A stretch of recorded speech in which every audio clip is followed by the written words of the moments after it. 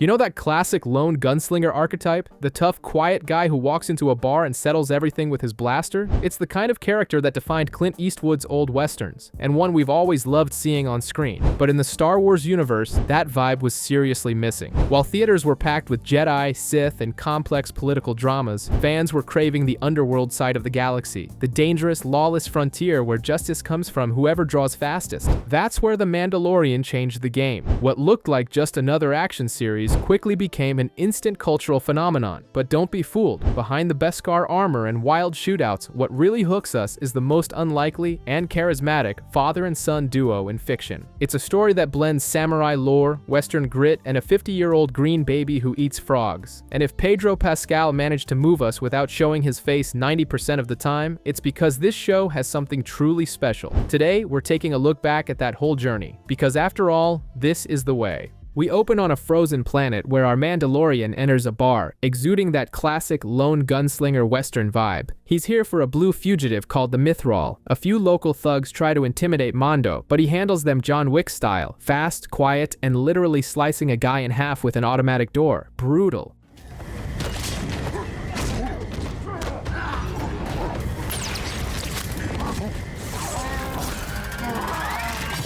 He tells his target he can bring him in warm or cold and drags him out. Attempting to return to his ship, their interstellar Uber is devoured by a massive ice monster, a Ravenok. The beast nearly takes down Mando's ship, the Razor Crest, but our hero gives the monster a high-voltage shock and escapes. In space, the prisoner won't shut up, so the Mandalorian turns him into a carbonite popsicle for some peace and quiet, just like Han Solo in The Empire Strikes Back or the original Boba Fett used to do. He delivers the bounty to Greef Karga and accepts a mysterious under-the-table job from the client, who is surrounded by grimy stormtroopers. The payment? Beskar, a metal sacred to his people. With the down payment, he gets an armor upgrade and experiences heavy childhood flashbacks. On the target's planet, Mando gets manhandled by monsters called blurgs until he's saved by Kuil, a local farmer who drops the iconic line, "I have spoken."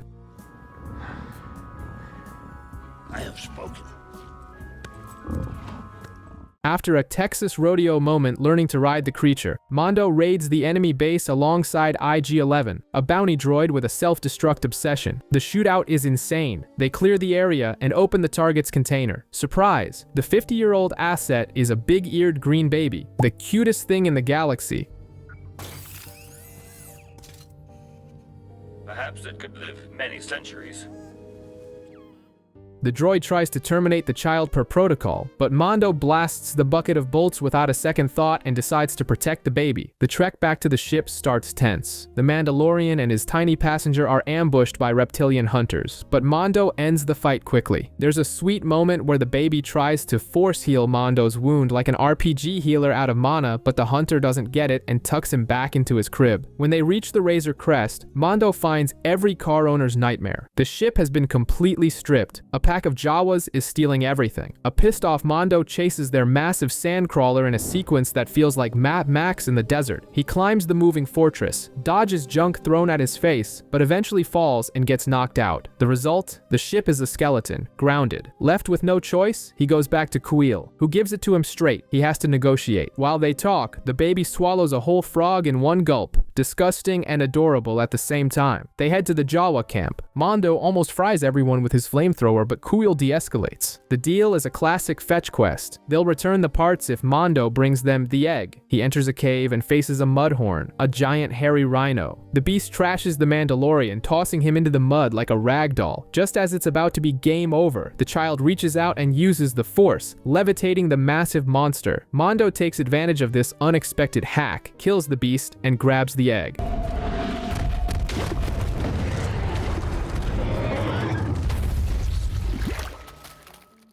The Jawas crack the egg open and eat it raw on the spot, a pretty grotesque scene. With the parts recovered, we get a repair montage with Kuil, who refuses payment because he's the realest guy in the galaxy. Mando thanks him and takes off, staring at the sleeping baby, now knowing this little creature is much more dangerous than he looks. The Mandalorian lands on Navarro and does exactly what he was paid to do. He delivers the small green creature to the client and Dr. Pershing, a scientist giving off major mad experiments vibes. The payment is a mountain of Beskar, but the delivery leaves a bitter taste in his mouth, like day-old coffee. At the tribe's covert, Mando uses the haul to get a massive armor upgrade. He swaps the scrap metal for a shiny set that would make Iron Man jealous. He gets into a scrap with Paz Vizsla, a beefy Mandalorian who hates the Empire, but the armorer settles it with the sacred mantra, "This is the way." Mando also scores some whistling birds, essentially wrist-mounted micro-homing missiles. Back on the ship, ready to leave, Mando sees the control knob the baby loved to play with. Guilt weighs heavier than his new armor. In a moment of pure rebellion, he heads back to the Imperial base, goes full John Wick, and tears through stormtroopers to rescue the kid before the doctor can commit any atrocities. The problem? By taking the baby back, he broke the guild's code. Suddenly, every bounty hunter in the city gets the alert and corners Mando in the middle of the street. It's a classic Western standoff, just with lasers. He tries to hold them off, but he's outnumbered. Just when it looks like game over, the cavalry arrives. The rest of the Mandalorian tribe flies in from the sewers with jetpacks, turning the street into a chaotic, epic war zone. While his brothers hold the line, Mando runs through his ship. Greef Karga tries to stop him in one last ambush, but gets shot and falls, saved only by the Beskar in his pocket. Mando takes off, now officially a fugitive, with the baby safe in the co-pilot seat. The galaxy's most unlikely duo is born.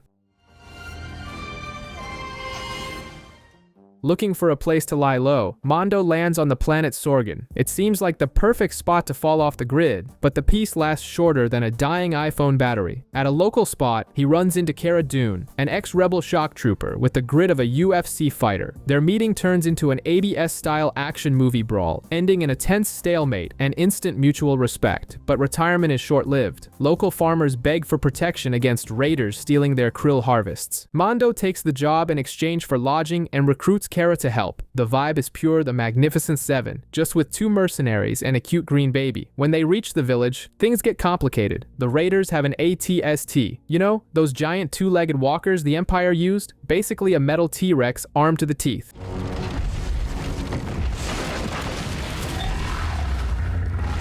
The farmers refuse to run, so we get a classic training montage where Mando and Cara turn peaceful peasants into an armed militia. When the clock strikes, the dynamic duo invades the enemy base to lure the walker into a trap back at the village. The plan almost fails when the machine stalls, but Cara acts as live bait, and with Mando's sharpshooting, they blow the walker sky high. With peace restored, Mando considers leaving the child in the village to have a normal life, but as any protagonist knows, it's always the calm before the storm. A bounty hunter appears aiming for the baby, and Cara has to save the day at the last second. The message is clear: they aren't safe anywhere. Mando packs his bags, says goodbye to the quiet life, and hits the road again with his foundling. Mando is in deep space, pursued by another hunter after Baby Yoda. The guy thinks it'll be an easy score, but Mando pulls a fast and furious handbrake turn in the vacuum of space, lets the enemy pass, and blasts him out of the sky. However, the Razor Crest is now flying junk, forcing an emergency landing on Tatooine, the galaxy's most famous desert planet. He leaves the ship with Peli, a mechanic who hates a mess, but melts for the baby the moment she sees those ears. Since Mando is more broke than a college student at the end of the month, he heads to the cantina for quick work. He finds Toro, a rookie playboy desperate to join the Bounty Hunters Guild. His target, Fennec Shand, an elite assassin who's basically the underworld's John Wick. Mando realizes the kid won't last 5 minutes alone and agrees to help, essentially carrying the team like a pro in Call of Duty. They head into the desert, Mad Max style.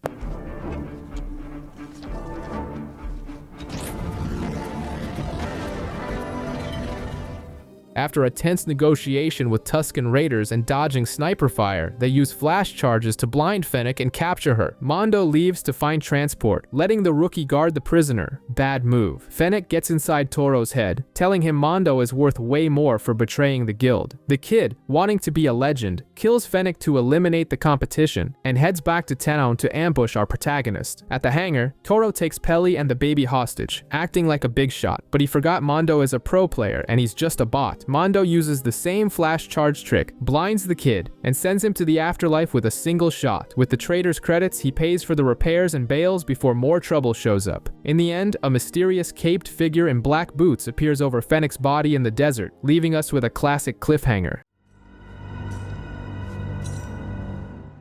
Mando visits an old partner in crime, Ran, and gets roped into a mission that's pure Ocean's 11 in the underworld, featuring a totally dysfunctional crew. The team is a freak show. Mayfeld, a cocky ex-Imperial sharpshooter, Xi'an and Mando's psycho ex-girlfriend, Berg, a red brute who looks like Hellboy, and Zero, a droid pilot. The mission? Break into a New Republic prison ship to rescue Quinn, Xi'an's brother. During the trip, the crew bullies Mando and nearly discovers the baby, showing zero professionalism. When they breach the prison ship, the stealth plan goes out the window. They encounter a New Republic guard, and though Mando tries to talk him down, the crew kills the man without mercy and promptly betrays our hero, locking him in a cell as the alarm blares. Huge mistake. Mando escapes, isolates the crew, and turns this heist movie into a slasher horror film for the traitors. He cuts the lights and hunts them one by one in the corridors, going full Batman mode. He defeats the brute in a fight and takes him into custody alongside his ex and Mayfeld, choosing not to kill them, but leaving them for the authorities. Meanwhile, Zero tries to hunt the baby on the ship, but Mando arrives just in time to turn the droid into scrap metal. He delivers Quinn to Ran and takes his payment. The villain thinks he got away with it and sends a gunship to blow Mando up on his way out. What he didn't know, Armando was one step ahead and planted a New Republic beacon in the prisoner's pocket. 3 X-Wings jump in like something out of Top Gun and obliterate the pirate base, while Mando and the baby enjoy their jump into hyperspace. Mando gets a call from Grief Cargo with a risky proposal. Use the baby as bait to kill the client, and in exchange, everyone's record with the guild gets wiped clean. It's an obvious trap, but Mando decides to build his own suicide squad first. He recruits Cara Dune and heads back to pick up Quill. The surprise? The farmer rebuilt IG-11. The killer droid now serves tea and acts as a nanny. Total the Iron Giant or Terminator 2 vibes. But Mando still doesn't trust the bucket of bolts. During the journey, things get tense. Mando and Cara are arm wrestling, and the baby, thinking his dad is in danger, uses the Force to choke Cara. The kid is one bad day away from becoming a mini Darth Vader. On Navarro, the group is attacked by flying monsters, and Grief is mortally wounded, but the baby uses his magic powers to heal him. That changes the game. The next day, Grief kills his own goons and confesses the original plan was to betray Mando, but he couldn't do it after being saved by the child.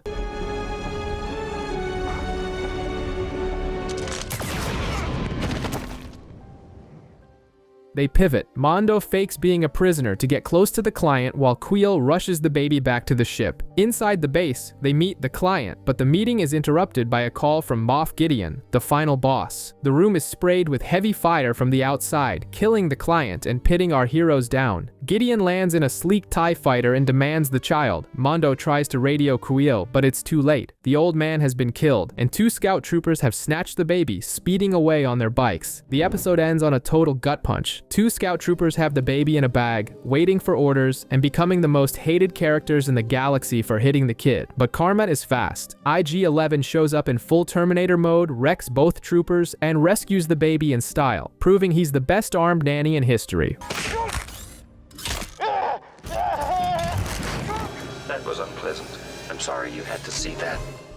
At the cantina, Moff Gideon delivers a villain monologue revealing he knows everyone's secrets, including Mando's real name, Din Djarin. The shootout kicks off when IG-11 arrives on a speeder bike, tearing through the Imperial line. In the chaos, Mando is wounded and a flame trooper tries to roast the team, but the baby deflects the fire using the Force. They escape through the sewers, and the droid has to remove Mando's helmet to heal him, using the logic of I am not a living being, so it doesn't count. We finally see Pedro Pascal's face under the chrome. They find the armorer, who gives Mando his main RPG quest, return the child to the Jedi. She also gifts him his long-awaited jetpack and stays behind to go beast mode on some stormtroopers with her forge hammer. At a river of lava, the group is cornered. IG-11 realizes there's only one way out and chooses to self-destruct to take out the enemy platoon, a scene as sad as the T-800 descending into the molten steel. I must be destroyed.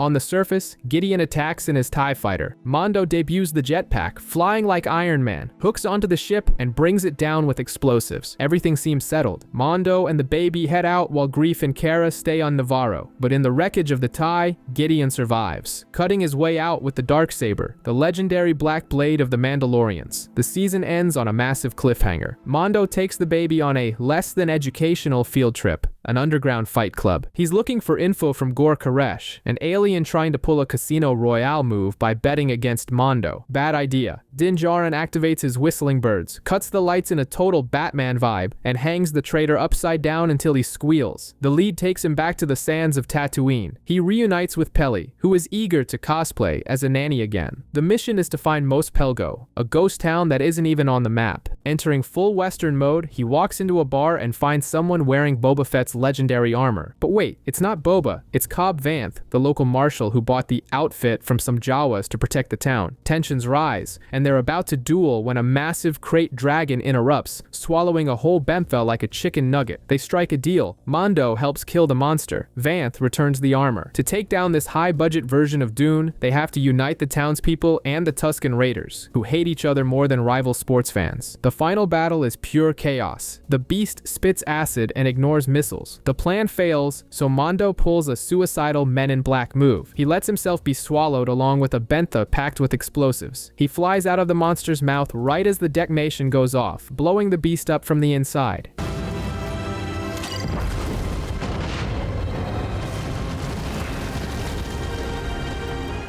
With the boss defeated, Vanth keeps his word. Mondo rides into the sunset, unaware that a mysterious, scarred, bald man is watching from the ridges.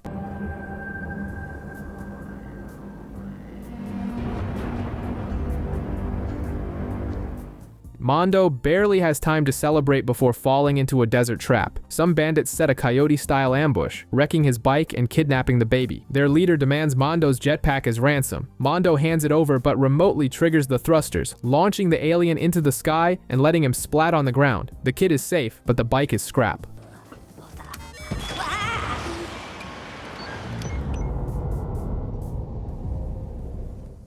Back at the cantina, Peli hooks him up with a new gig, acting as an interstellar Uber for Frog Lady. The mission is to take her and her unfertilized eggs to her husband in another system. The catch? No light speed or the eggs die. It's a slow, dangerous road trip. To make matters worse, Baby Yoda decides the client's eggs look like snacks and spends the episode poaching forbidden treats. Mid-trip, the Space Highway Patrol shows up. 2 New Republic X-Wings pull Mondo over for a license and registration check. They link his ship to the prison break from last season, and the chase is on. Mondo pulls some insane maneuvers and crash lands on an ice planet to lose the heat. The ship falls into a cave and is badly damaged. While Mondo tries to fix the wreck under psychological pressure from the frog mother, the baby, forever hungry, finds a strange nest and eats a different kind of egg. Huge mistake. The scene turns into a mix of 8-legged freaks and Aragog's lair from Harry Potter. Thousands of ice spiders attack, followed by a colossus. Just as they're about to be overrun, the X-Wings reappear and shred the spiders. After a background check, the pilots realize Mondo helped catch the real criminals that day and let him off with a warning. The ship limps away, held together by luck, toward its final destination. And of course, the baby gulps down one last egg before the screen fades to black. The state of the Razor Crest is so dire that the journey to the moon of Trask feels like a scene out of Apollo 13, only with a giant frog and a green toddler in the back seat. With no navigation computer and the hull falling apart, Mondo is forced to attempt a manual atmospheric entry that would make any Formula 1 driver break a sweat. The ship catches fire, shakes violently, and the landing is about as soft as a brick falling from a 5-story building. They miss the landing pad entirely, and the ship plunges straight into the sea. Luckily, a crane fishes the ship out before it becomes a submarine, and Mondo steps out looking like a drowned rat, but a living one. Trask is essentially a massive, damp fishing port, crawling with Mon Calamari and Quarrens. The Frog Lady's reunion with her husband is a tearjerker, straight out of a Pixar finale, and the eggs are finally safe. Grogu, Baby Yoda's real name, of course, eyes those eggs like he's at an all-you-can-eat buffet, but Mondo keeps the kid in check. The focus now is finding other Mandalorians to complete the mission, at a local tavern, where the catch of the day is a live seafood soup. Literally, the food attacks Grogu's face alien style.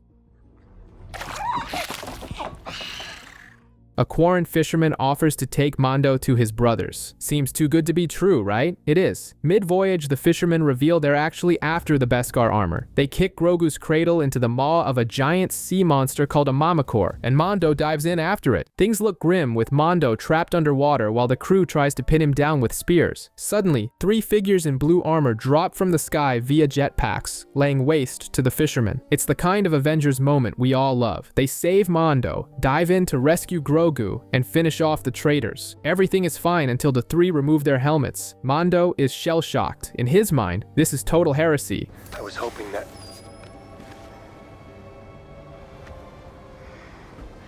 Where did you get that armor?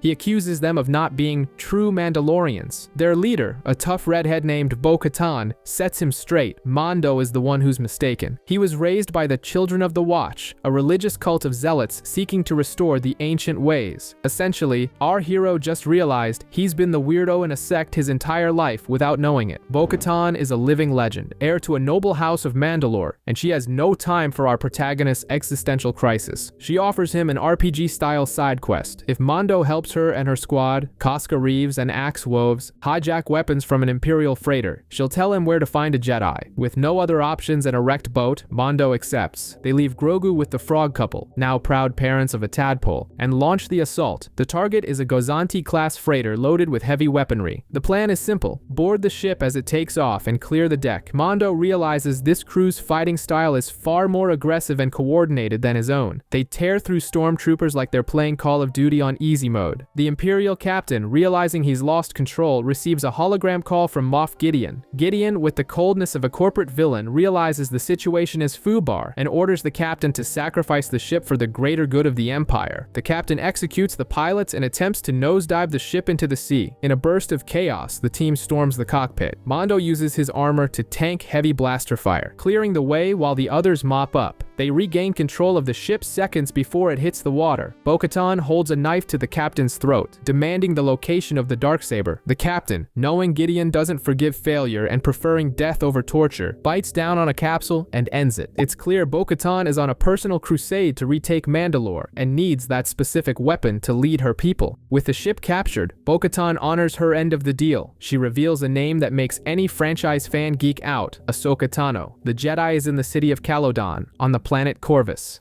Forest planet of Corvus. There you'll find Ahsoka Tano.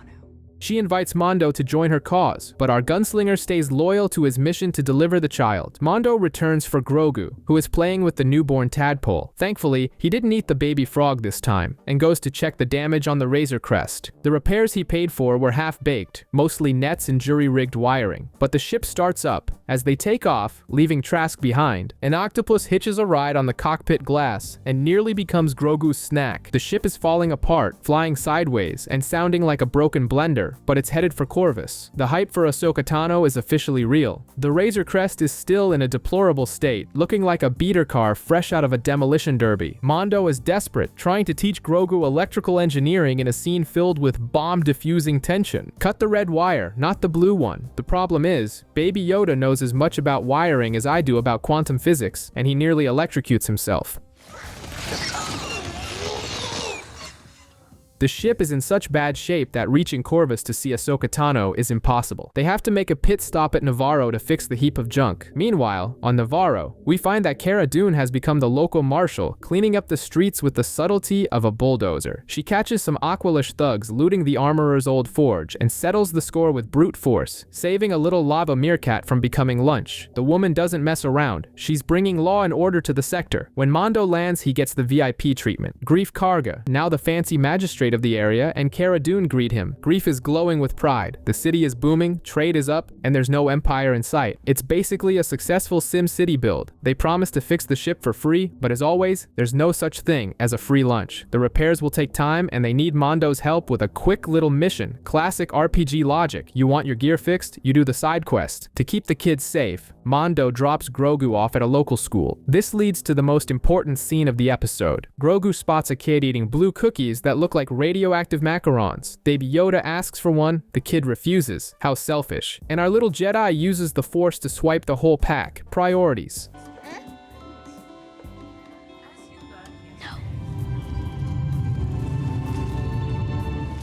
While the droid teacher drones on about galactic trade routes and geography, Grogu is busy stuffing his face. In Greef's office, we reunite with the Mithril, the blue alien Mando froze in carbonite back in the series premiere. He's now working off his debt to Greef, indentured servitude being the technical term. The mission? There's an old Imperial base on the planet that wasn't fully evacuated. The plan is to break in, overload the reactor, and blow it sky high so Navarro can finally be 100% secure as a respectable trade hub. The team, Mando, Cara, Greef, Greef, and the cowardly Mithral, who's only there for the sentence reduction, sets off in a land speeder. The infiltration starts smoothly, with Mondo using his jetpack for overwatch while Mithral hacks the doors, complaining the entire time. But when they reach the control room and deactivate the cooling system to trigger the explosion, things take a dark turn. They discover this isn't just a military base, it's a twisted science lab, straight out of Stranger Things or the X-Files. There are vats filled with deformed bodies floating in stasis. They hack the logs and find a holographic message from Dr. Pershing to Moff Gideon. Then, the bombshell drops. Gideon is alive. Mondo thought he'd killed him in the TIE fighter crash, and they were using Grogu's blood for genetic experiments due to his high M count. The experiment failed, and they need more blood from the donor. Mondo realizes instantly the kid is in danger. He uses his jetpack to fly back to the city to rescue the baby, leaving the rest of the team to fight their way out of the base. The escape for Cara, Greef, and Mithral is pure adrenaline. They hijack an Imperial armored transport and plow through everything, literally crushing Mithral's silver land speeder on the way out. What follows is a Fast and Furious-style chase through the lava canyons, with stormtroopers on speeder bikes trying to plant thermal detonators. Greef mans the turret, while Cara drives like she's in a violent game of Mario Kart. To make matters worse, 4 TIE fighters launch before the base explodes and begin hunting the transport. Just when it looks like game over, the Razor Crest appears, looking brand new. Well, almost. Mondo rips through the sky with Grogu in the co-pilot seat, taking down the TIEs in a spectacular dogfight. The best detail,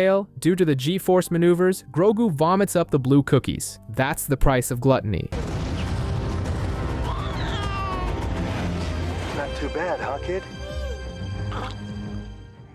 With the base destroyed and the enemies neutralized, Mondo doesn't even stay to celebrate. He knows Gideon is on his tail and needs to vanish. Later, a new Republic pilot named Carson Teva shows up, asking Greef tough questions about the base's destruction and the Razor Crest, but Greef plays dumb like a pro. Teva then tries to recruit Cara Dune, mentioning he knows she's from Alderaan and lost everything. She refuses, saying she's not the joining type, but she's clearly moved by the Republic badge he leaves behind. The episode ends on a chilling note. On a massive Imperial ship, an officer confirms that one of the mechanics on Navarro was a spy and planted a tracking beacon on the Razor Crest. Moff Gideon smirks, as sinister as ever, looking out at a room full of dark, menacing suits of armor in stasis, the Dark Troopers. Mondo thinks he's running, but he's actually leading the enemy straight to him. Moff Gideon.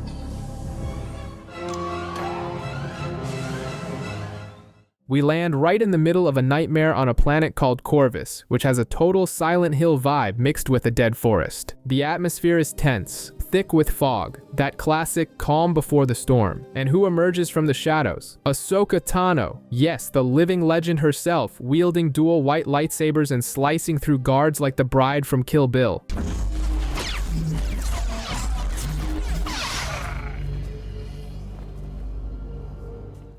She's wreaking havoc at the gates of the city of Caladan, demanding to speak with the magistrate, one Morgan. She gets straight to the point. Ahsoka wants to know the whereabouts of Grand Admiral Thrawn, a name that carries more weight than the Hulkbuster. The magistrate, who's no fool, uses the city's civilians as hostages and issues an ultimatum. Ahsoka gives her 1 day to surrender and vanishes into the mist, leaving everyone shaking in their boots. Meanwhile, Mondo arrives on the planet in the Razor Crest, and the ship is looking more and more like a flying piece of junk. Grogu, our favorite mascot, is playing Jedi with the silver knob from the gear shift, using the Force to unscrew it. Mondo lands in the forest and decides to take the little guy with him. Because let's face it, leaving a baby alone in a ship parked in a haunted forest is just asking for trouble. They reach the city gates, and the place is depressing. It's like a dystopian medieval town where happiness has been outlawed. People are suffering. There are prisoners being tortured in electrical cages on the main street. It's a heavy atmosphere. Mondo is brought before the magistrate, who sees his armor and thinks, aha, skilled labor. Her proposal is simple and ironic. She wants to hire the Mandalorian to kill the Jedi who's been terrorizing the city. The payment? A spear made of pure Beskar. Mondo, ever the strategist, accepts the job just to find out where the Jedi is. He grabs the coordinates and heads into the woods, crossing paths with the gunslinger Lang, a guy with a classic Western villain vibe who tells Mondo he's gonna need luck. In the forest, Mondo is tracking footprints when he's ambushed. Ahsoka comes flying at him, and we get a heavyweight bar fight. Beskar versus lightsaber, flamethrower versus the Force. Mando uses his whipcord to restrain her, but she's too agile. Before they can kill each other, Mando drops the magic word, Bo-Katan. The fight stops instantly. It's like saying Martha in Batman v Superman, except here, it actually makes sense. Ahsoka sees Grogu, and the mood shifts completely. I hope it's about him.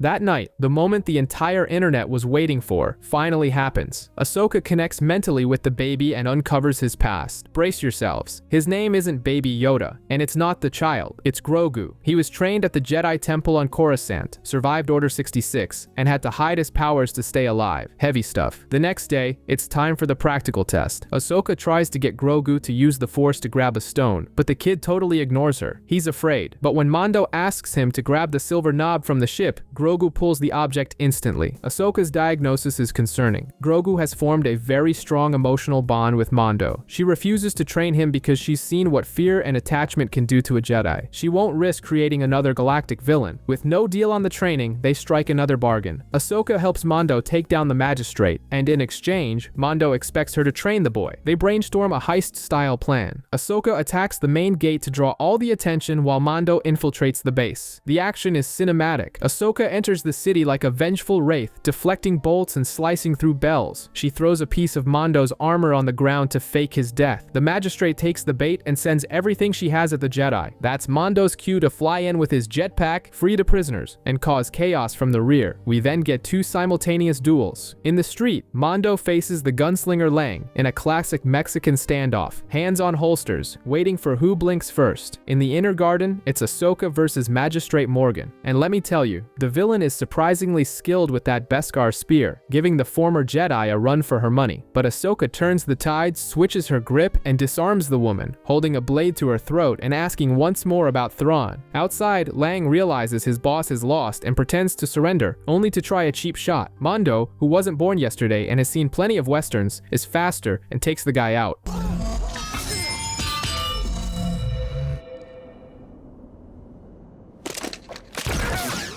With the city liberated, peace returns. Ahsoka fulfills her part of the deal and hands the Beskar spear to Mando, saying the weapon belongs to his people. But then comes the bad news. She's keeping her word and won't train Grogu. The risk is too high. However, she gives him a lead. Mando must take the little one to the planet Tython, where there's a seeing stone in an ancient temple. If Grogu connects with the Force there, perhaps another Jedi will hear the call and come for him. The episode ends with Mando taking off, once again on the road with his adopted son, now with an official name and a new destination, while Ahsoka stays behind, pursuing her own hunt. The mission continues, and the galaxy just felt a little bit bigger. We've arrived at Tython, and the vibe here is a spiritual retreat mixed with a Windows XP wallpaper. Mando is in proud dad mode, coaching Grogu on how to use the Force to grab the silver gear shift knob. The little guy is becoming a beast with his powers, and Mando promises to find him a Jedi Master, even though he knows saying goodbye will hurt like hell. Since the Razor Crest is falling apart and the terrain is rocky, Mando can't land near the seeing stone. He parks far away and jetpacks over, carrying the baby in a harness. Reaching the stone, which looks like a druid altar, he places Grogu on top and waits for the Force Wi-Fi to connect. The boy enters a deep trance, and suddenly, a force field activates around him, looking like one of those video game shield bubbles. Time's up, kid. We gotta get out of here. We gotta get...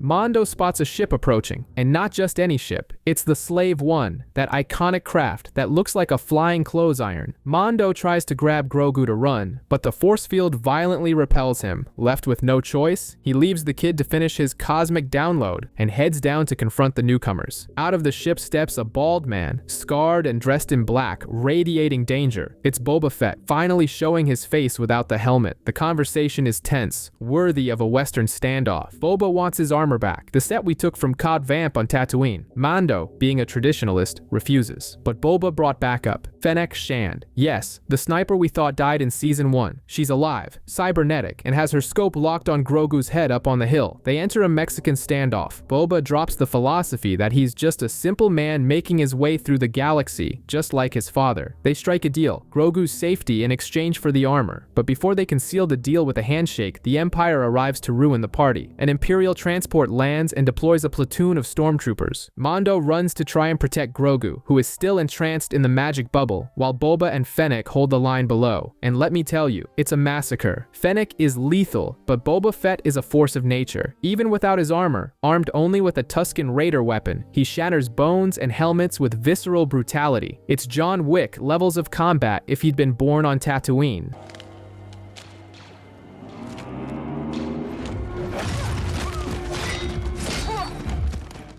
While the brawl is in full swing, Boba sees an opening and heads to the Razor Crest to reclaim what's his. Mando is cornered, but the tide quickly turns. Boba Fett returns, now wearing his classic green and red armor, and the man becomes Iron Man. He flies, fires missiles, and dispatches the Imperials with style. The transports try to flee, but he launches a knee rocket that clips one ship, which crashes into the other, causing a double explosion worthy of a Michael Bay movie.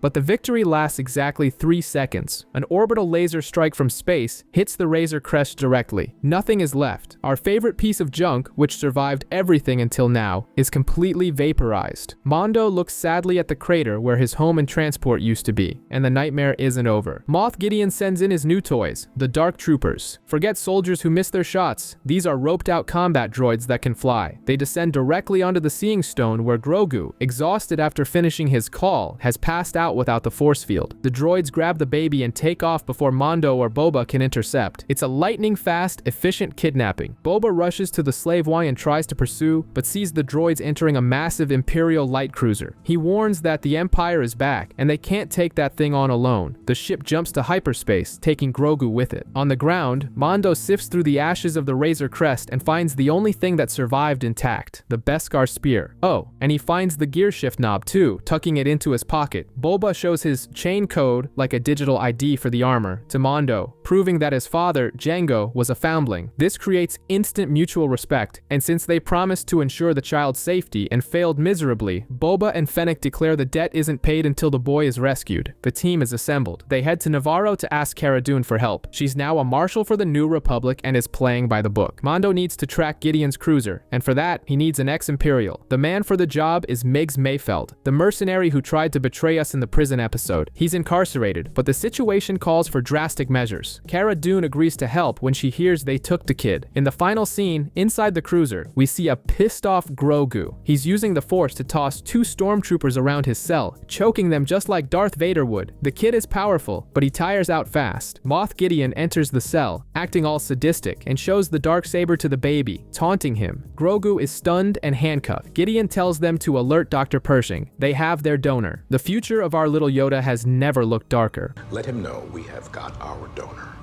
Yes, sir. The team is short-handed, and Mando needs a hacker, or at least someone who knows how to navigate Imperial systems without tripping an alarm every 5 seconds. The solution? Break Miggs Mayfeld out of prison. We find the guy at a New Republic scrapyard breaking down old Imperial junk. Cara Dune pulls rank as Marshal and drags the rogue into the mission, promising him nothing but a better view and zero actual freedom. They bring Mayfeld to the slave Warst, and his reaction to seeing Boba Fett is priceless. He thinks it's Mando, but soon realizes he's surrounded by an elite squad of dangerous people. The plan? Infiltrate a secret Imperial mining facility on the planet Morak to track Moff Gideon's ship. Upon arriving at Morak, the vibe is hostile, humid jungle. Mayfeld explains the base process is rhydonium, a fuel that is basically space nitroglycerin. One bump and it explodes. The place is crawling with former ISB agents and biometric scanners. This means Cara Dune, Fennec Shand, and Boba Fett can't go in because their faces are in the system. It's up to Mando to go with Mayfeld, and here we have the ultimate heresy of the series. Din Djarin, the man who doesn't take his helmet off to shower, has to wear Imperial combat driver armor. He keeps the disguise's helmet on, but we know how much he's hating it. The mission turns into Mad Max in the jungle. They hijack a Juggernaut transport loaded with explosive fuel. While driving, Mayfeld starts getting philosophical, questioning Mando's creed and saying that, to the common people of the galaxy, the Empire or the New Republic are all the same, just invaders. It's a barstool philosophy moment that leaves Mando silent, rethinking his life choices. Of course, the transport attracts local pirates who want to blow everything up, and here we see Mando fighting without his cheat code weapons. No rifle, no whistling birds, and worst of all, no Beskar armor. He takes some hits, but gives back just as good, fighting on top of the moving truck like a 90s action movie. The situation gets critical. The pirates are winning, and suddenly, TIE fighters scream in, strafing the enemies.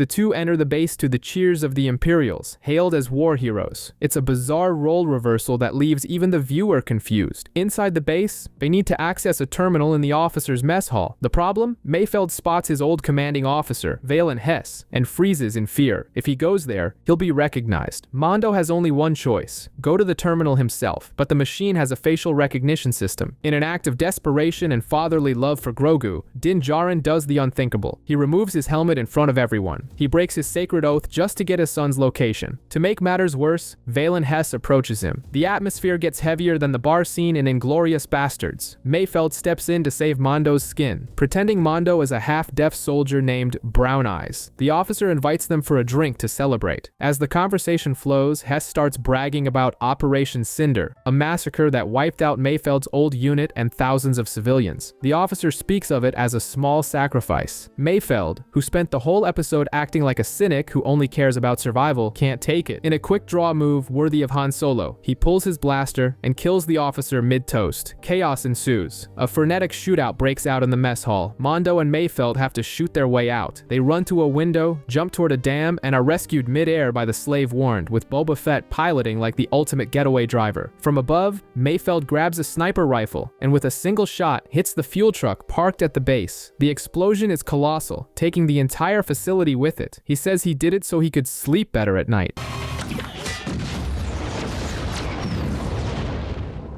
We all need to sleep at night. Back in the safety of the forest, Cara Dune decides to look the other way. She looks at Mayfeld and says it's a shame he died in the refinery explosion. Mondo gets the hint, and they let the guy go. Mayfeld walks off into the jungle, a dead man to the system, but truly alive for the first time. The final scene is chilling. Mondo sends a holographic transmission to Moff Gideon aboard the cruiser. He repeats the exact same threatening speech Gideon gave in Season 1, word for word. "You have something I want. He means more to me than you will ever know." It's Mondo's taken moment. He's not going there to ask. He's going there to hunt. Liam Neeson would be proud. The space chase kicks off at a frantic pace. The slave is glued to the tail of an Imperial shuttle transporting Dr. Pershing. The scientist is in a state of sheer panic, but the Imperial pilots are operating with a suicidal die for the Empire fervor. Boba Fett isn't playing around. He fires an ion cannon shot that disables the enemy craft, setting the stage for a space pirate-style boarding maneuver. When Mondo and Cara Dune storm the cockpit, one of the season's most high-tension moments unfolds. One pilot takes Dr. Pershing hostage, while the other attempts to negotiate. In a fit of fanaticism, the lead pilot kills his colleague and begins taunting Cara Dune. He has the audacity to claim that the destruction of Alderaan was a small price to pay, saying that to a survivor of the planet is a death sentence. True to form, Cara Dune has no patience for villainous monologues. She guns down the pilot, saving Pershing, who walks away with nothing but a singed ear. With the scientist in custody, the team needs heavy reinforcements. They track down Bo-Katan and Koska Reeves at a cantina. The atmosphere sours the moment Boba Fett walks in. Bo-Katan and Koska show him zero respect, calling him a disgrace to the Mandalorian armor and hurling the ultimate insult. They dismiss him as just another clone, claiming they've heard his voice thousands of times before. It's a brutal takedown of Jango Fett's legacy. A brief explosive brawl breaks out between Koska and Boba, proving the bar tables are tougher than their egos. Ultimately, Bo-Katan agrees to help, but on one condition: she gets Moff Gideon and, crucially, the Darksaber to reclaim Mandalore. The invasion plan is bold. Use the captured shuttle to stage a fake emergency landing inside Gideon's cruiser, a Trojan horse maneuver. The team splits up. The women tear through the corridors toward the bridge, creating a diversion, while Mondo slips away to find Grogu's cell. However, Pershing warns them that the ship is crawling with dark troopers. These aren't humans in suits. They're third-generation droids, essentially the Star Wars version of the Terminator.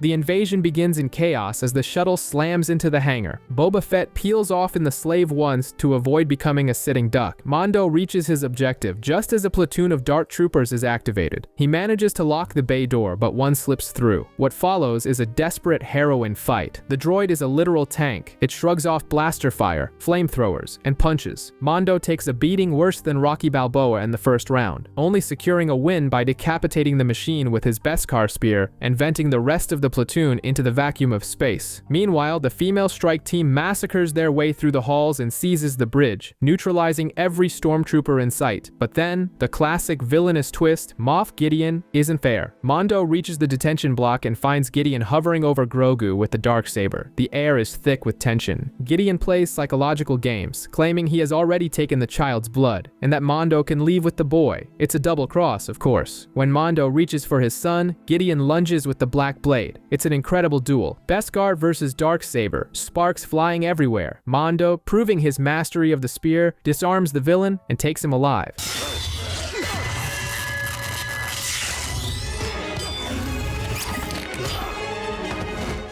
He drags Gideon to the bridge, leading to the most complicated legal plot twist in the galaxy. Bo-Katan stands frozen. Gideon, laughing, explains the rule. The Darksaber cannot be given. It must be won in combat. Because Mando defeated Gideon, he is now, accidentally, the rightful owner of the blade and the legitimate ruler of Mandalore. It's like the Elder Wand from Harry Potter. Bo-Katan would have to fight Mando to claim it, and the tension becomes unbearable. To make matters worse, the Dark Troopers vented into space return. Using thrusters in their feet, they land in the hangar and march toward the bridge. They begin hammering at the blast doors with terrifying strength. The team is cornered, with no way out, seconds away from becoming hero puree. Suddenly, a lone X-Wing lands in the hangar. Grogu perks up, sensing the Force. Through the security monitors, they see a hooded figure with a green lightsaber carving through the Dark Troopers like they're made of cardboard. It's a scene that mirrors Darth Vader in Rogue One, but for the sign of light. The Jedi reaches the elevator, crushes the final droid with the Force, and the doors hiss open. It's him, Luke Skywalker, at the height of his power post Return of the Jedi. It is a legendary entrance.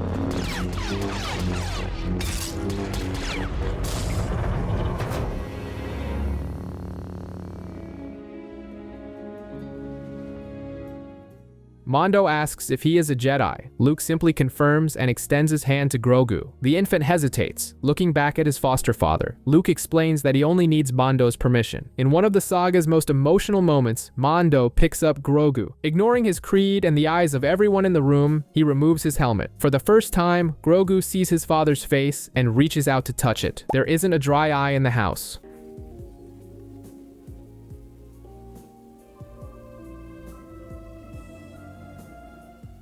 Mando promises they will see each other again. R2-D2 appears, chirps a beep boop at Grogu, and the child leaves with Luke to begin his training, leaving Mando heartbroken as he watches his son depart. But the story doesn't end there. In a post-credits scene worthy of a mob movie, we return to Tatooine, specifically Jabba's palace. Bib Fortuna, who has grown quite portly since we last saw him, sits on the throne. Fennec Shand bursts in, clearing the room with legal precision and freeing a slave. Boba Fett follows close behind. Without a word, he guns down Bib Fortuna, shoves his corpse off the dais, and takes the throne with Fennec at his side. The message is clear. There's a new kingpin in the galactic underworld.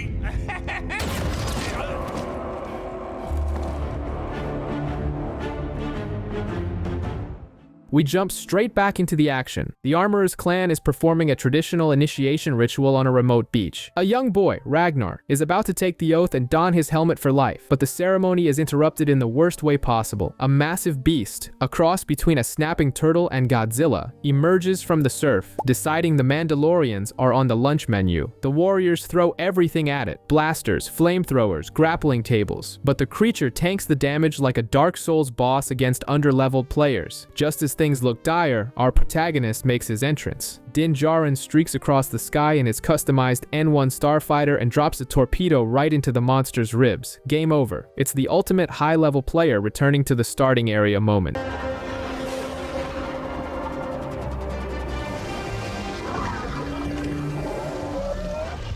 Mando lands to speak with the Armorer. The conversation is heavy. He admits to removing his helmet, as seen in the Book of Boba Fett, and by the strict rules of their sect, he is an apostate. He has been excommunicated. The Armorer claims redemption is impossible because the mines of Mandalore have been destroyed. However, Mando produces a green glass shard proving the planet isn't entirely toxic. He vows to bathe in the living waters to restore his honor. The Armorer grants him the quest. If he succeeds, he is forgiven. The space road trip begins. While in hyperspace, Grogu Grogu spots the space whales, a breathtaking sight that leaves the little one mesmerized. They arrive at Navarro, which has undergone a massive glow-up. What was once a dusty hive of crime now looks like a high-end resort. Grief Karga, now High Magistrate, looks like royalty in fine robes with droids tending to his cape. They pass a statue of IG-11, and Mando explains to Grogu that the droid sacrificed himself for them. Karga tries to convince Mando to retire there, get some land, settle down, but our hero is on a sacred mission. The meeting is crashed by pirates. Vane tries to stir up trouble at the local school, formerly the Bounty Hunters Bar. Karga has no time for small-time thugs. In a quick, Western-style standoff, Karga shoots the weapon right out of the pirate's hand. When the others move to react, Mando finishes the job in a heartbeat.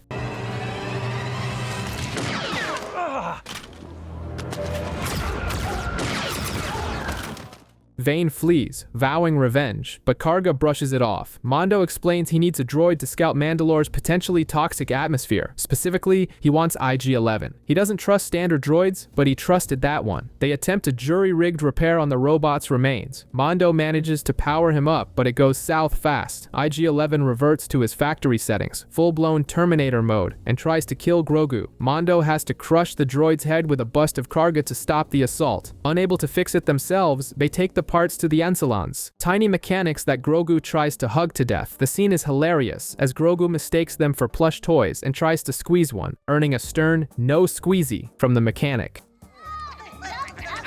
Not a pet. No, a squeezy!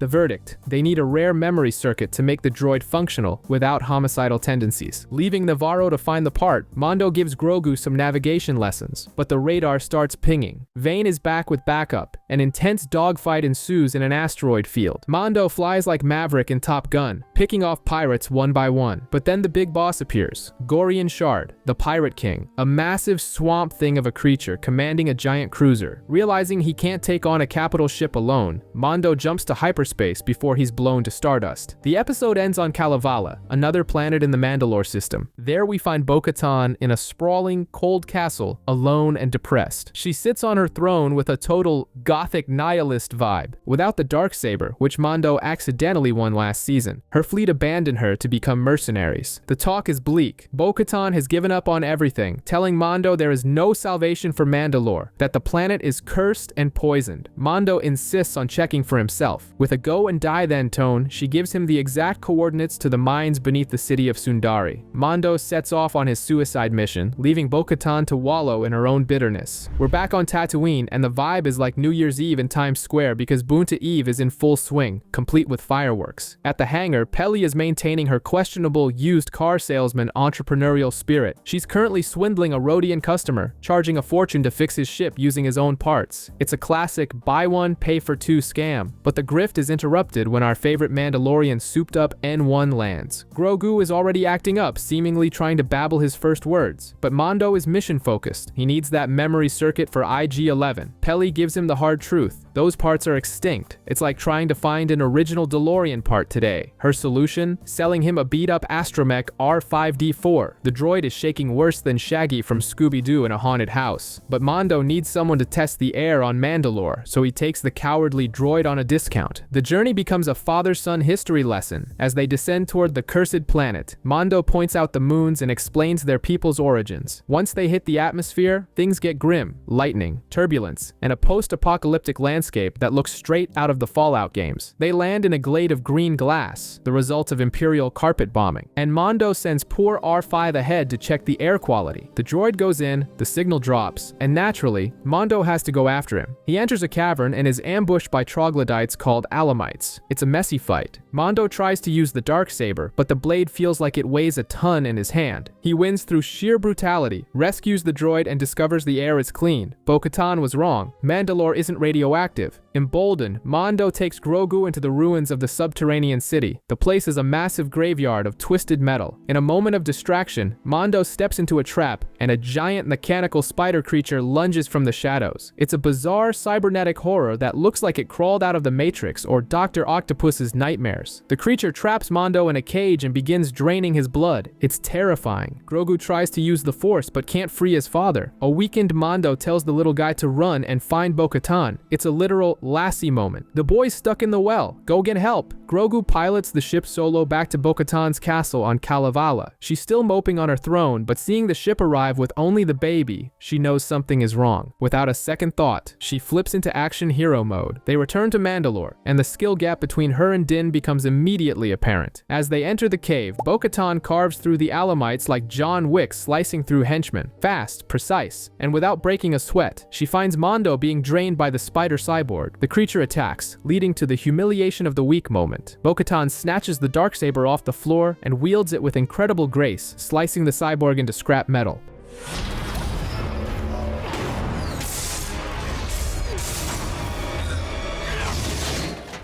It's clear, she masters the blade, while Mando just carries it. After saving the day, they share a moment by the campfire. Bo-Katan prepares some soup and mocks Mando, calling the Creed theater, and insisting Mandalore is dead. Mando, stubborn as a mule, insists he must bathe in the living waters to redeem himself. Rolling her eyes at his religiosity, she guides him into the depths of the mines. The site is sacred, filled with plaques detailing the legend of Mandalore the Great, who supposedly tamed a mythosaur. Mando ignores the history lesson, strips off his weapons, and steps into the water, reciting his oath. This is the way. And gurgle. He steps off an underwater ledge and sinks instantly. His Beskar armor pulls him down like an anchor. Bo-Katan dives in after him, firing her jetpack. She reaches the bottom, grabs the unconscious Mando, and starts her ascent. On the way up, her torchlight illuminates something colossal. A giant eye opens. It's not a statue. It's not a legend. It's a living mythosaur. It's the equivalent of finding out Godzilla lives in your basement. They break the surface. Mando coughs, gasping for air, but Bo-Katan is paralyzed, staring at the water. The skeptic has just seen the ultimate symbol of her culture, alive and breathing. We pick up exactly where we left off. Din Djarin is coughing up water from his lungs on the shores of the living waters, looking like someone who just got wiped out by a massive wave at the beach. He stands up proudly, fills a vial with the sacred water, and declares himself redeemed. Bo-Katan, on the other hand, is silent, looking like she's seen a ghost. She asks if Mando saw anything down there, referring to the mythosaur, the Mandalorian Godzilla, but our hero, oblivious as ever, saw nothing but darkness and the abyss. Bo-Katan decides to keep the Loch Ness monster secret to herself, and they depart. The return to space is anything but peaceful. The tourist vibe ends abruptly when a squadron of TIE interceptors appears to ruin their day. Things go full Top Gun in a heartbeat. Since Bo's ship can't take the heat alone, Mando pulls off the most Mission Impossible maneuver of the season. He jumps out of the ship mid-air, ignites his jetpack, and hurtles toward his N-1 starfighter docked in the hangar. It's the kind of stunt that would get a standing ovation from Tom Cruise.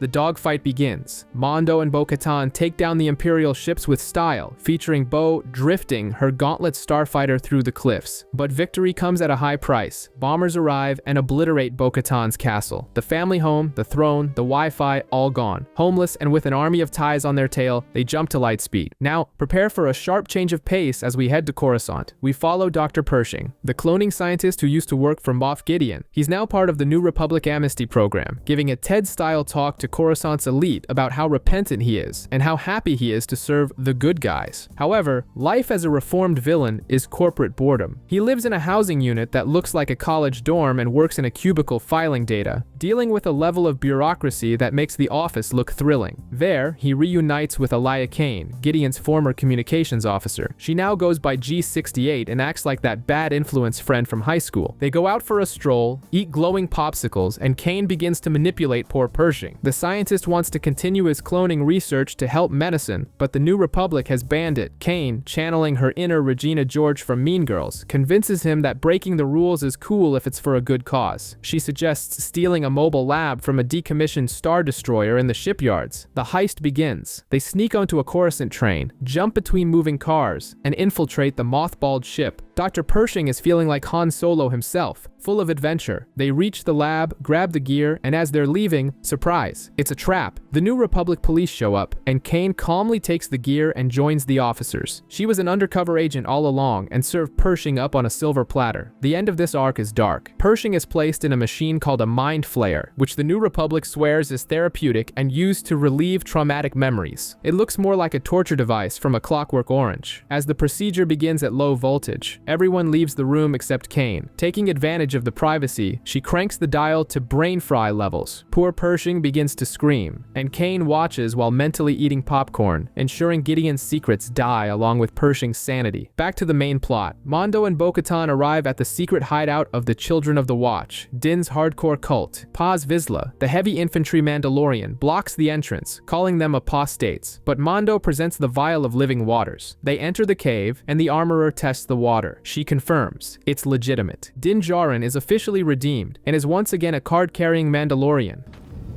I was witness. He fell into the depths and I pulled him out. He speaks the truth.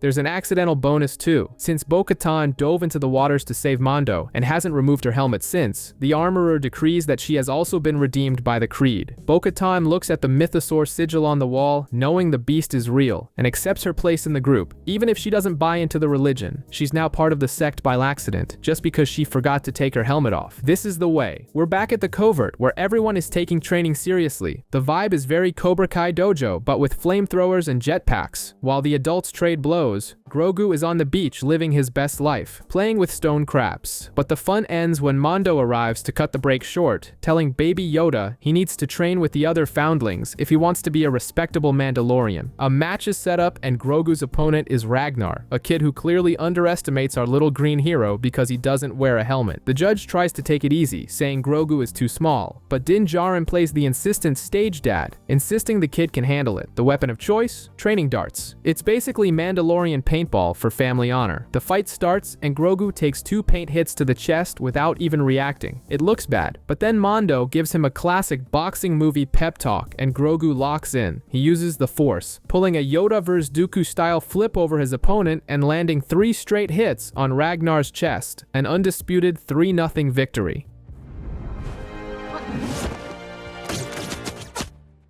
The celebration is cut short by nature's chaos. A massive bird, essentially a pterodactyl on steroids, dives from the sky and snatches Ragnar. It's an aerial kidnapping. Mando tries to shoot, but Paz Vizsla, desperate, stops him to avoid hitting the boy. The squad ignites their jetpacks and gives chase, but guess what? They run out of fuel. Chasing flying monsters is a gas guzzler. Luckily, Bo-Katan is the most prepared person in the room. She jumps into her ship and tracks the monster to its nest. While the rescue mission organizes, we have a moment at the forge. The armorer is crafting a new piece for Grogu, but the rhythmic sound of the hammer hitting metal triggers a heavy trauma in the little guy's head. We enter a tense Order 66 flashback. We're back at the Jedi Temple on Coruscant with 500 First Clones executing everyone in sight. It's every fan's worst nightmare. We see Jedi dying to protect Grogu until he reaches an elevator. The doors open, and we meet his savior, Jedi Master Kelleran. The man is a machine, deflecting blaster bolts like it's nothing, and gets Grogu onto a speeder. A Fast and Furious style chase ensues through the Coruscant skyline, weaving through traffic and dodging Republic gunships. With a little help from the Naboo Guard, Kelleran manages to escape with Grogu into hyperspace. The flashback ends, and back at the forge, Grogu receives a new Beskar roundel for his chest. He looks like he's wearing a rapper's medallion, but it works. Back to the action. The Ragnar rescue team scales the mountain where the nest is located. Bo-Katan takes a moment at camp to ask how these people eat if they can't remove their helmets in front of others. The answer is simple and kind of sad. Everyone goes to their own corner to eat alone. It's the worst Sunday BBQ in history. When they reach the top, the nest looks empty, but Mando's heat signature detects life inside. The plan was to be stealthy, but Paz Vizsla loses his cool. We find out why. Ragnar is his son. Fatherly instinct takes over, and he charges the nest alone. Bad idea. He wakes up the giant chicks, and seconds later, the mother monster returns and vomits up Ragnar to feed her brood. It's gross, but the kid is alive. An insane aerial battle breaks out. The monster grabs grabs Paz and Ragnar and takes flight. Bo-Katan and Mando dive after them with their jetpacks. It's a mess of grappling lines, talons, and blaster fire. Bo-Katan shows why she was once the leader of Mandalore. She pulls a knife and starts stabbing the beast in the eye mid-flight in a scene straight out of Godzilla. The monster drops Paz, but Mando manages to lasso a wing and save Ragnar before they become pancakes. The monster falls into the water, but as always, there's always a bigger fish, or reptile. A giant dinosaur turtle emerges from the lake and swallows the bird whole. Problem solved by the food chain. Back at the hideout, the mission is a total success. The armorer praises Bo-Katan for saving a foundling, and the team even brought back the 3 monster chicks to raise. Now they have an aerial cavalry. In the end, the armorer needs to repair Bo-Katan's armor, as she lost a pauldron in the fight. Bo asks to have the mythosaur sigil placed on the new piece. As the armorer works, Bo-Katan awkwardly asks, "What if I told you I saw a real mythosaur?" The armorer, skeptical as ever, thinks it was a spiritual vision, but Bo-Katan just stares at the sigil on the wall, knowing the legendary beast is down there under the water, very much alive. We're back on Navarro, where Grief Karga is living his SimCity mayor fantasy, planning railways and gardens. Everything is calm and prosperous until the sky darkens with an unwanted visitor. It's the pirate king Gorian Shard, the guy who looks like giant unwashed broccoli on steroids. The pirate is fuming because Karga took out some of his goons earlier, and he warns that the New Republic's protection doesn't exist here. Karga tries to bluff, playing the tough guy, but Shard isn't playing games and starts bombarding the city mercilessly. It's total chaos, with civilians running and buildings exploding. Karga sends a desperate distress call to Captain Carson Teva and refuses to abandon his people, leading the evacuation. Cut to a New Republic bar, where Carson Teva gets the notification in the middle of happy hour, very much a Top Gun vibe. He sees the message and decides to head to Coruscant to ask for authorization to help. And here we meet the true villain of the season, bureaucracy. Teva enters a soul-crushing gray office to speak with Colonel Tuttle, but Elia Kane, the Imperial officer who supposedly switched sides, is lurking there. The dialogue is frustrating on a DMV level. The Colonel says he can't help Navarro because the planet isn't an official member of the club. Kane, with that "I'm up to something" smirk, suggests that letting the pirates destroy everything might be a good lesson to convince them to join the government. Teva realizes something is rotten, accuses her of imperialist rhetoric, but leaves empty-handed. He realizes if he wants to fix this, he'll have to go rogue. Teva tracks the signal of R5, the droid with Mando, and lands at the Mandalorian's secret hideout. The reception is as cold as an ex-girlfriend's heart, with blasters pointed everywhere. Paz Vizsla suggests taking him out, but Din Djarin intercedes. Teva lays it out. Karga needs help, or Navarro is toast. He leaves, dropping the bombshell in Din's lap. What follows is a homeowners association meeting in the caves. Din Djarin grabs the leadership hammer and makes his sales pitch. He argues that Karga has changed, that he offered them land to live in the sunlight, and that it's time to stop hiding like rats. The mood gets tense when Paz Vizsla stands up. Everyone expects him to oppose Din, given their history, but there's a plot twist. The big man reminds everyone that Din and Bo-Katan saved his son in the last episode. Honor is honor. He backs the mission, shouts "This is the way," and the hyped-up crowd signs on for war.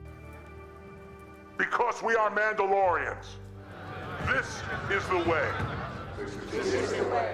The plan is pure Mission Impossible. Bo-Katan will lead the airstrike in her ship, while Din Djarin uses the N1 to distract enemy fighters and the rest of the troops paradrop, or rather, jetpack drop, directly into the city. The battle begins, and it's pure cinema. Din arrives performing insane maneuvers with Grogu in his lap, looking like he's on a theme park ride, drawing the pirates' fire. Meanwhile, the ground team lands and starts urban clearing with their blasters. The pirates, who are acting like they owned the place by drinking at the bar and harassing the local monkey lizards, are caught off guard. The combat is intense, with Paz Vizsla using his rotary cannon to sweep the floor. In the air, Bo-Katan shows why she's the boss. She maneuvers her ship between buildings and begins dismantling Gorian Shard's massive corsair piece by piece. Vane, the pirate henchman, seeing that things have gone south, abandons his boss and flees into hyperspace. Typical. Without shields or engines, Shard's ship becomes a sitting duck. Din and Bo finish the job, and the pirate cruiser goes down in a spectacular explosion.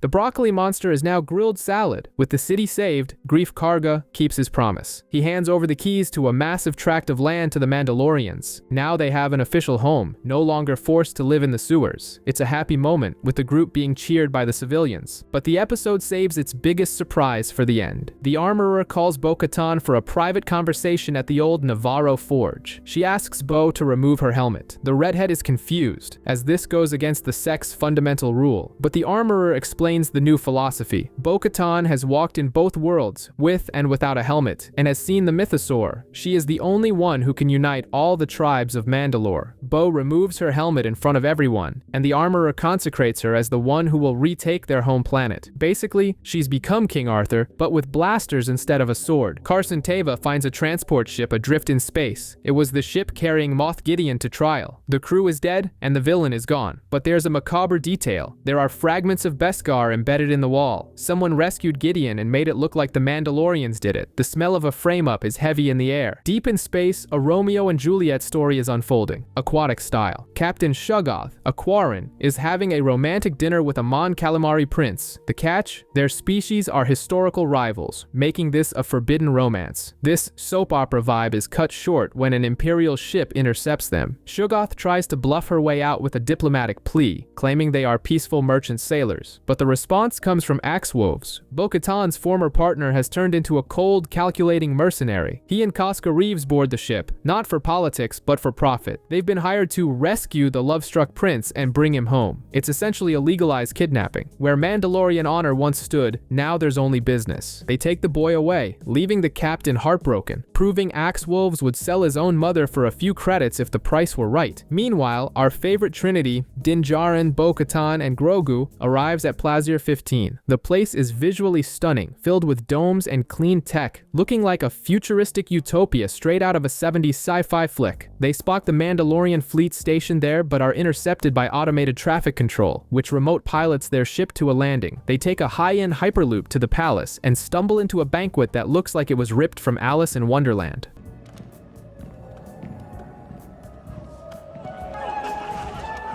Join us! Come!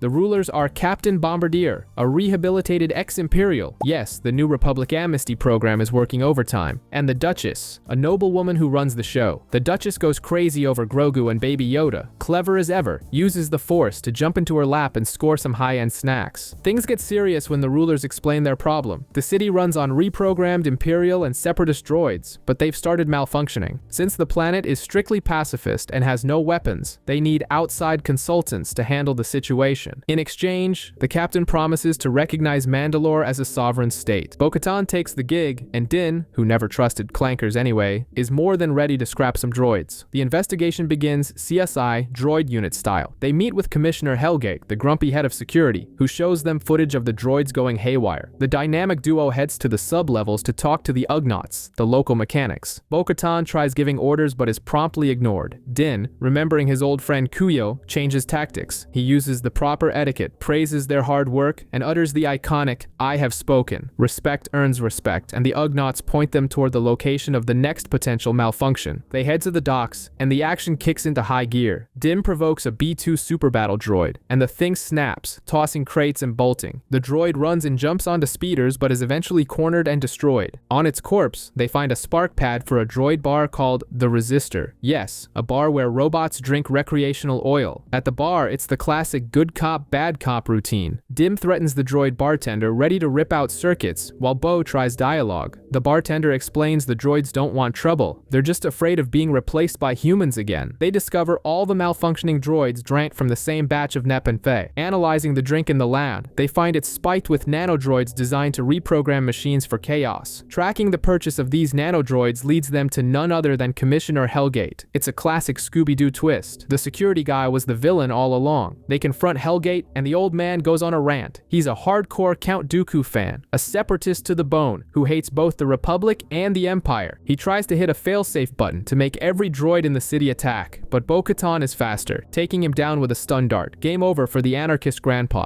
Jedi forces.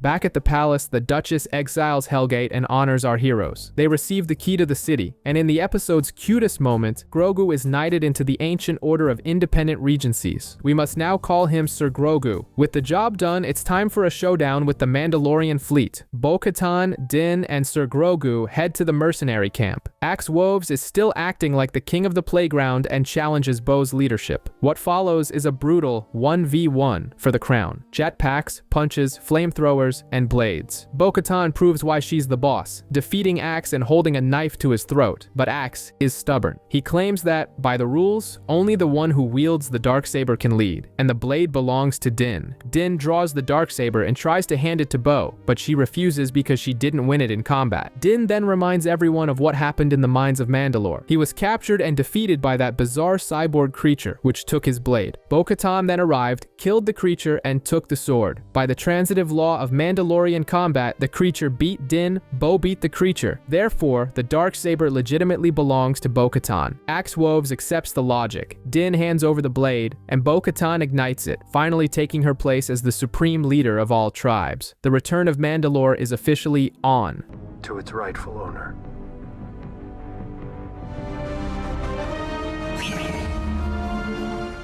On the dark, rainy streets of Coruscant, giving off major Blade Runner vibes, Elia Kane proves that old habits die hard. She meets a probe droid and places a long-distance call to none other than Moff Gideon. Kane delivers the report. The pirates on Navarro failed because, surprise, the two Mandalorian factions who hated each other are now working together. Gideon is shocked. Seeing these two groups united is rarer than finding a McDonald's with a working ice cream machine. The scene cuts to the evil HOA meeting, also known as the Shadow Council. Gideon joins a holographic Zoom call with other Imperial warlords. The tension is palpable. We see Captain Pelion, who won't stop talking about the return of Grand Admiral Thrawn, treating him like a messiah. Gideon, visibly skeptical and jealous, basically says, "Forget that guy. Focus on me." We also see Brendel Hux, General Hux's father, obsessed with Project Necromancer and cloning. Gideon requests reinforcements, bombers, and 3 Praetorian guards, those red-clad warriors from The Last Jedi, because he wants to crush the Mandalorians before they retake their homeworld. Meanwhile, on Navarro, the Mandalorian fleet arrives in force. The mood on the ground is tense. The religious zealots of the tribe and Bo-Katan's helmetless mercenaries glare at each other like rival gangs in West Side Story. But the armorer, surprisingly diplomatic, calls for a feast. Greef Karga greets Mando with a peculiar gift. The IG-11 droid has been rebuilt, but now it's basically a vehicle. They stripped the brain and left the chassis with a pilot seat in the chest. And the pilot, Grogu. The result is hilarious and terrifying. Baby Yoda now has his own Iron Man-style mecha suit, designated IG-12. He gets buttons that say yes and no, and immediately abuses this power, stealing food from the market and spamming no at his dad.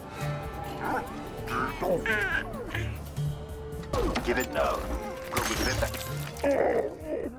At dinner, Bo-Katan lays it all out. It's time to retake Mandalore. She asks for volunteers for a scouting mission. Din Djarin, ever the Boy Scout, is the first to step up. Paz Vizsla, Axe Woves, the Armorer, and other heavy hitters join in. The team descends to Mandalore, finding a post-apocalyptic Mad Max landscape. They encounter a group of survivors sailing a landship looking like desert pirates. Bo-Katan finally reveals her darkest secret. She didn't fight to the end in the past. She surrendered to Moff Gideon hoping to save her people, but the villain betrayed the deal and bombed everything anyway. It's a moment of total vulnerability. Din Djarin, in a motivational speech worthy of a sports movie, reaffirms his loyalty, saying honor matters more than blood or magic sabers. But it's not all sunshine. Paz Vizsla and Axe Woves start brawling over a board game, because who hasn't almost lost a friend over a game of Risk or Uno? The fight gets ugly until Grogu, in his IG-12 mecha, steps in and breaks it up by repeatedly hitting the no button. The peace is short-lived though, as a giant monster attacks the ship, forcing everyone to flee into the sublevels. Underground, they find the Great Forge, their most sacred site. But guess what? It's a trap. Suddenly, they are surrounded by flying stormtroopers wearing Beskar armor. The Empire basically copied the Mandalorians' homework. The firefight is insane, and the Imperials lure the heroes into a secret hangar. Din Djarin gets cut off and captured. Then, Moff Gideon makes his grand entrance, descending from the sky. He's sporting new black armor. He delivers the classic villain monologue, explaining he's creating a clone army that combines the best rest of the Jedi, the Mandalorians, and cloners. He orders his bombers to destroy the fleet in orbit and commands the execution of the heroes in the hangar. Bo-Katan uses the darksaber to cut a backdoor exit while the others provide cover, but someone needs to hold the front line. Paz Vizsla, who spent the season being the grumpy muscle, decides to stay behind. He shuts the door, facing an entire army alone. It's a total 300 Spartans moment. Paz fights like a caged beast, tearing through troopers with brute force even as his heavy blaster overheats. He clears the hallway, but then Gideon's elite reinforcements arrive, the 3 Praetorian guards with their energy blades. Paz draws his knife, fearless, shouting, "This is the way!" It's an unfair fight, and unfortunately, our Mandalorian tank falls, pierced by the red blades, sacrificing himself so the rest of the clan can live, a heavy ending to set the stage for the final battle.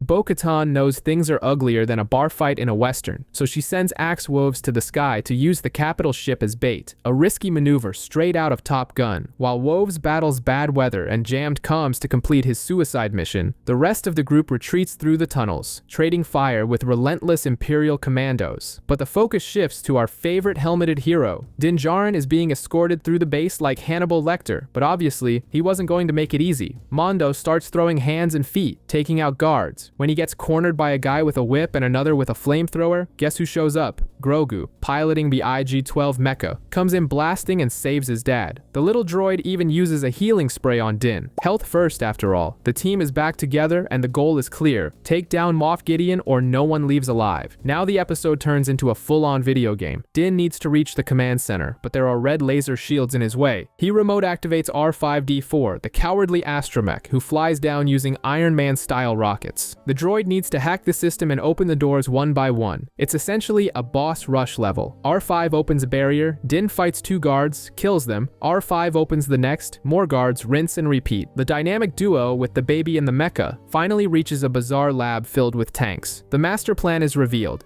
Gideon was cloning himself, trying to create a version of himself that could use the Force. He wanted to be the ultimate villain. Without a second thought, Din hits the buttons, blows the tanks, and sends the clones down the drain before they can even wake up. Total spawn kill. Outside, things are epic. Bo-Katan and her army find a cave filled with plants, discovering that Mandalore isn't as dead as they thought. The armorer signals that reinforcements have arrived. And folks, the next scene is breathtaking. Dozens of Mandalorians ignite their jetpacks simultaneously, flying into battle like the MCU's Valkyries, but with flamethrowers and blasters.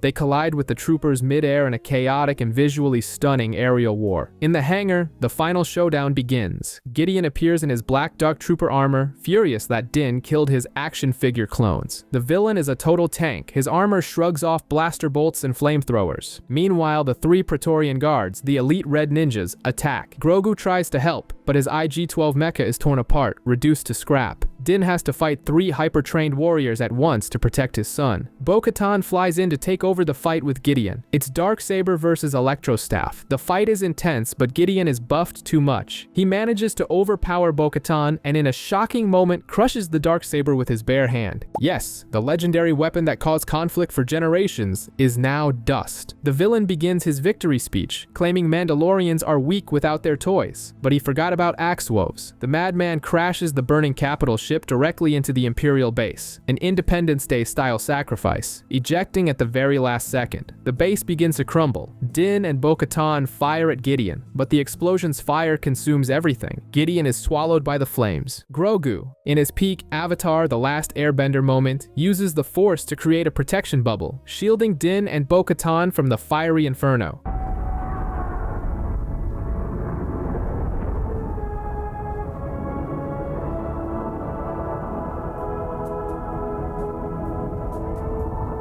As the dust settles, we get the happy ending everyone wanted. Great Forge is relit, but the most important moment happens at the Living Waters. Din takes Grogu to be baptized. Since the baby can't speak the creed, he can't take the oath unless his parents allow it. So Din Djarin does what had to be done. He officially adopts the little green guy. The armorer records it in the Mandalorian registry. His name is now Din Grogu. He is no longer a foundling, but an apprentice and legitimate son. The fandom goes wild. To wrap things up perfectly, Mando secures a work-from-home freelance gig with the New Republic as a bounty hunter for the good guys, and he gets a cabin on Navarro to live in. IG-11 is rebuilt to be the town marshal, this time without trying to self-destruct, and the final shot is the most peaceful thing in the world. Din resting on the porch while Din Grogu uses the Force to play with a frog. After all that war, the two finally have a home. What a finale, my friends. What a finale.